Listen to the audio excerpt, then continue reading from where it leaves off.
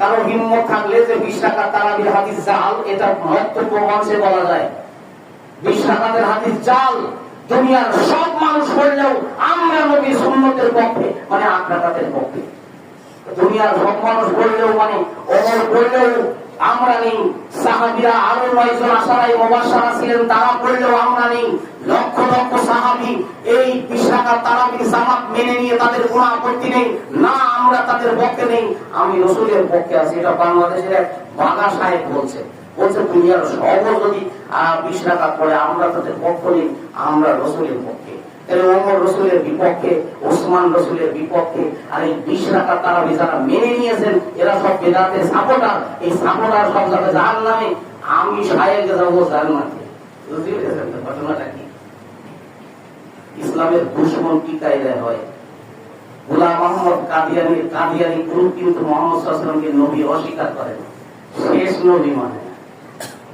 এ যেমন বাতিল, ঠিক মুহাম্মদ সাল্লাল্লাহু আলাইহি ওয়াসাল্লামের সুন্নতের দোহাই দিয়ে খলিফাতুল মুসলিমিনদের সুন্নাতকে, পুরো সাহাবাদের 20 রাকাতকে যারা বেদাত বলে, এরাও ইসলামের দুশমন।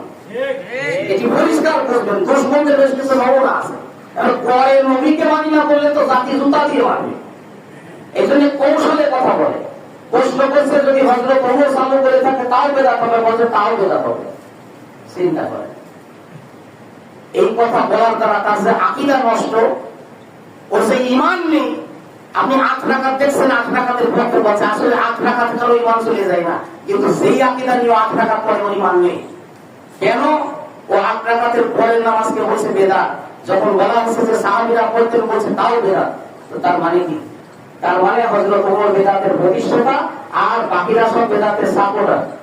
বেদাতির কোনো ইবাদত কবুল হয় না, তার মানে বেদাতি হলো গোমরাহ। আল্লাহর নবী বলেন ওমরের জবান আর দিলকে আল্লাহ হকের উপরে প্রতিষ্ঠিত করেছেন। জবান আর দিলকে আল্লাহ হকের উপরে প্রতিষ্ঠিত করেছেন, এই কথাটা রাসূলের। আর যেই জবানে বেদাত প্রতিষ্ঠা হয়, তাহলে রাসূলের কথা ঠিক না শায়েখের কথা ঠিক? যদি জবান দিয়ে বেদাত প্রতিষ্ঠা হয়, তাহলে সেই জবান হক হয় কি করে? আমার পরে যদি নবী হতো, সে নবী হতো ওমর। নবী হওয়ার যোগ্য ব্যক্তি রাসূলের ঘোষণায় বেদাত প্রতিষ্ঠা করছে যে শায়েখ বলে, তাহলে রাসূল যোগ্য না শায়েখ যোগ্য? যে লোক অযোগ্য ব্যক্তিকে নবী হওয়ার যোগ্য বলে, তাহলে সে যোগ্য নয়, মানে পরোক্ষভাবে আমার মুহাম্মদ সাল্লাল্লাহু আলাইহি ওয়াসাল্লাম যোগ্য নয়। এই কথা এসে গিয়েছে। ওর কাছে আকীদা ঠিক আছে, সহি আকীদা লোক। আমি বলি ভাই, আসলে ব্যাপারটা তা নয়। তুমি আরেকটি হাদিস মনে রাখো, আল্লাহর নবী বলেছেন ওমর যে রাস্তায় চলে সবাই তার রাস্তায় চলে না। 20 রাকাত তারাবি এটা ওমরের রাস্তা, সাহাবীদের রাস্তা। এই রাস্তায়